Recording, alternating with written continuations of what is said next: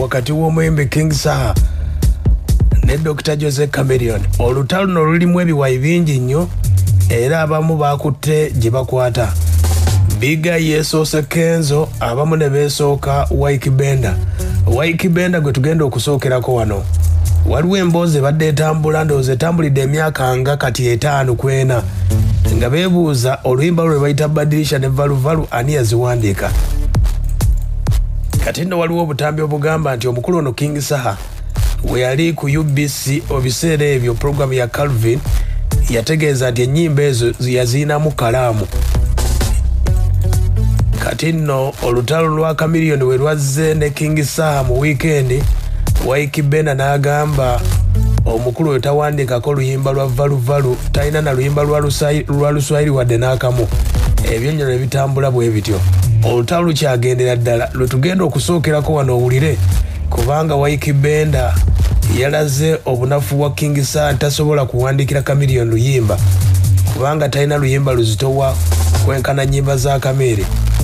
Wyke Benda atandika ati yawandika luyimba ki? Kwata ennyimba z'omuyimbi omu naddala abawandiisi owulirize. Kwata katukozese one of the best writers in this country, the late Mose Radio. Get 5 songs of his of your choice, sample them ne wotamalayo verse, then play. I can tell you which song he wrote for Rema, which song he wrote for Lydia Jasmine, for Namobiru, for Irene Tale, before Irene Tale even says this song is by Mose Radio. Ensengeja y'ebigambo, ensengeja ya melody. Owulira tetunagenda na ku kya Luswahili, ekyo tujja kisembyayo, katudde ku art. Listen to omukwano gwo gundeze salapulesa nawe nawe. Kati that's one style edduka eya Saha. Kati genda kweri slow. Kwagala biri vayeyo. Genda ku luyimba lwe yakola ne Wizo baluyita batya. Hello, pick up the phone. Walo I'm on my way. Genda ulize ensengeja y'ebigambo. You'll even find identical melodies in the same songs sometimes. Nja kujja nkuyimbire Singa, kuyimbire Amina ngade waliwe bifanaganira. Some people are versatile in their creativity, others are not. Epas is very versatile. Aya. Ye Wyke Benda ng'agezaako okutegeeza mbu King Saha yalinga aloota ng'agamba ennyimba za Chameleone naddala Valuvalu nti yaluwandiika. Wano nno King Saha omukulu Wyke Benda ng'amukubamu ebituli agamba tasobola era tayinza kwenkana Chameleone wadde n'akamu.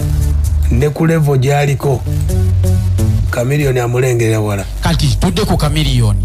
Zanye nyimba za Luswahili za Chameleone 4 osembeyo Valuvalu ansa yo jabo ogifunye, then ozanye oluyimba lwani. Kati wuliriza best friend wange sina Valuvalu bebe ya nsonga ya oluyimba. Nze ndi creative sagala muntu alimba bana ne Chameleone akiddamu kuba namulya. Now okuwandikira omuntu olimba kanchi clarifying, there is no problem. Ba Beyonce baba wandikira ne Michael Jackson bamwandikira naye tuberewa amazima. Wambuziza nalimpandisa oluyimba ki? Aya. Yensonga eyo gye weebuuza Wyke Benda nga bamutwalaganya eggaali yamuyiseemu. Yembeera yeeyo gye basobodde okuba ate nga bagamba Wyke Benda yamanyidde King Saha mu mbeera eyo kubanga ye mu kuyimba balaba Wyke Benda taliiwo.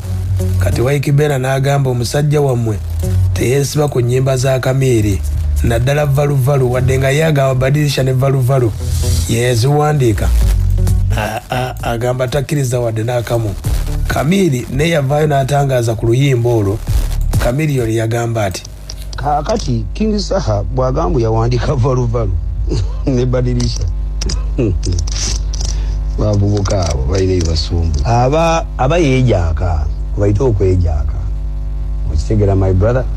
So ebya bulimba boogera kunyumisa programu zaabwe ne boogera jagenda mubuze Padman. Nze sigwe nyigira no mu studio singera ngakona kitawo mu studio nyigira na mutwe gwange nenziyanga gatte ebigambo byange nembigata kati enayagala okutangazibwa ku nsonga ezo abantu balekera okutandika okwesibwa ku bintu ebitali byabwe. Nange n'ennyimba z'abayimbi zempulira ngamba akakayimba kalungi ofuna bulungi nisikirangako kwekwata kwejaaka mbu simanyiza wandikira guna naye ate mwirana okubeera beegendereza nti abayimbi abasinga buli omu ayagala kweripa ku munne, buli omu yeripa kwegenda. Kati King Saha bw'akiraga nti yawandika Valuvalu n'alimba abantu ku TV y'eggwanga kirungi, yatuusizza meseji ye naye nga meseji ye ya bulimba. Kati omukulu Calvin naye bw'aba akola emirimu gye yeetegereze. Kati bagenda bwakwa ekifo kya TV presenter aya Kamiri ng'atangazaamu. Kamiri yagamba nti King Sambozi nga yali mu studio nga bakola luyimba naye okuwandiika kikafuuwe. Kamiliyoni wuuno kyesi bangamba abantu tetujja kukyusa ggwanga nga tukyusa ntegeera yaffe. Entegeera yaffe naagikumira emmanju era tugenda kusigala mu manju. Naategeera tuteeka entegeera yaffe mu maaso. Kati nze Saha mutabani wange, mukwano gwange, muganda wange bw'atandika okwogera ebintu ng'ebimalamu amaanyi lwa nsonga nti ayogera ebintu eby'obulimba ng'ate kennyini akimanyi tikyalimbirako si kikye.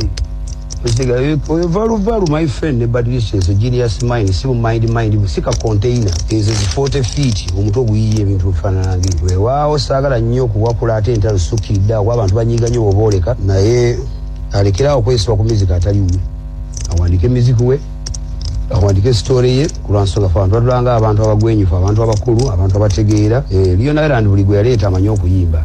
So teri yekwata ku muziki wa munne. So naye muwabulamu omuntu nti ekyakoze si kituufu lwa nsonga eggwanga tetunalitambuliza ku bulimba tulitambulize mu mazima tuluŋŋame. Aya ye musawo w'endongo Kamiliyoni ng'atangaaza ku luyimba olwo lwe bayita Valuvalu ne Badirisha. Nkugambye Wycliffe Benda kyamutwaliddemu mu lutalo luno kubanga ng'agamba